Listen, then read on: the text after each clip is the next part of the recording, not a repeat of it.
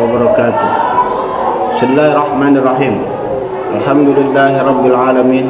Wassalatu wassalamu ala asyrafil anbiya'i wal mursalin sayyidina wa syafi'ina wa maulana Muhammadin wa ala alihi wa ashabihi ajma'in, amma ba'd.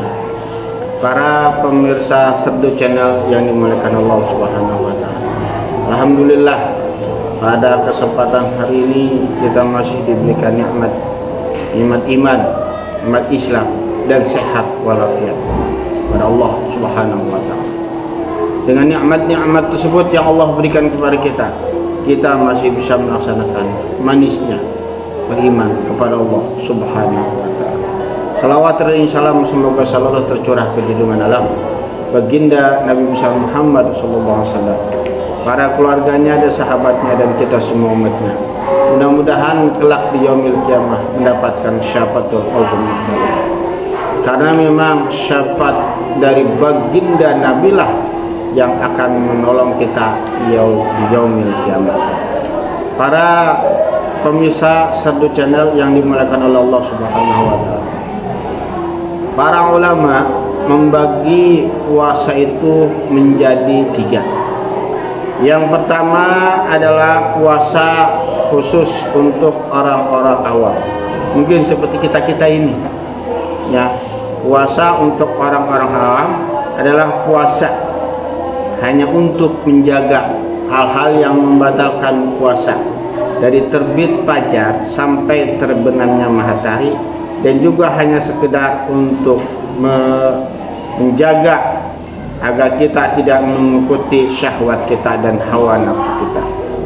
Yang kedua adalah puasa yang istimewa, atau juga bisa dikatakan puasa untuk orang-orang yang kelas istimewa. Adalah puasa kalangan orang-orang yang soleh, yang mendatang, yaitu dengan mengendalikan anggota tubuh terhadap hal-hal yang bisa mendatangkan dosa. Dalam hal ini tidak akan dapat tercapai kecuali melalui 5 hal, kata para ulama. Yang pertama adalah menjaga pandangan mata kita terhadap hal-hal yang tercela menurut syariat agama kita. Hanya hal-hal yang tercela, kita tidak boleh melihat. Yang kedua, menjaga lidah untuk tidak menggosip orang lain, berdusta, mengadu domba, dan bersumpah palsu. Kriteria ketiga adalah menjaga telinga agar tidak mendengar suara-suara orang-orang yang bersifat makruh. Yang keempat, menjaga seluruh anggota tubuh terhadap hal-hal yang bersifat makruh. Juga menjaga perut agar tidak kemasukan barang-barang yang tidak jelas halal atau haramnya pada saat berbuka. Sebab tiada artinya apabila menjaga diri terhadap makanan yang bersifat halal tetapi justru membuka dengan makanan yang bersifat haram. Orang seperti ini ibarat seorang yang membangun sebuah istana tapi harus meruntuhkan sebuah kota. Bagaimana Rasulullah SAW pernah bersabda, "Kam min shaimin laisa lahu min syami illal ju' wal atas." Berapa banyak orang yang berpuasa tapi yang didapat hanya haus dan lapar. Nah, kenapa? Karena hal-hal yang memang dilarang dalam melaksanakan ibadah puasa dia laksanakan, sehingga puasanya hanya mendapatkan rasa lapar dan haus, sedangkan pahala di sisi Allah Subhanahu wa taala 0. Ini adalah contoh-contoh yang tidak baik kita kerjakan. Yang kelima, tidak memperbanyak memakan makanan yang halal pada saat berbuka, sehingga membuat penuh isi perutnya. Yang halal aja kita nggak boleh banyak-banyak, apalagi yang haram. Sebagaimana kita ketahui, dalam berpuasa mungkin ada sebagian orang yang punya istilah balas dendam. Dari pagi dia menahan lapar, haus, dan hal-hal yang bisa membatalkan puasa sampai datangnya waktu maghrib. Begitu maghrib Mereka pada balas dendam. Makanan apapun yang ada di depan mereka, mereka sikat semua, mereka makan semua, hingga dia tidak bisa bangun karena perutnya penuh dengan berbagai macam makanan, sehingga malamnya dia tidak sanggup lagi untuk melaksanakan ibadah-ibadah yang lain, terutama ibadah sholat tarawih. Sungguh disayangkan para orang-orang soleh dalam berpuasa, jangankan yang haram, yang halal saja mereka membatasi makan. Jangan sampai perut mereka menghalangi mereka untuk ibadah pada malam harinya.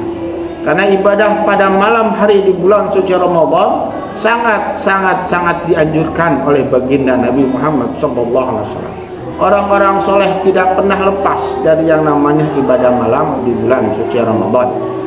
Apalagi menjelang akhir-akhir bulan suci Ramadan, yang dimana dikatakan oleh Rasul bahwa menjelang 10 hari menjelang akhir bulan Ramadan biasanya ada malam yang sangat ditunggu-tunggu oleh umat Islam, yaitu Lailatul Qadar.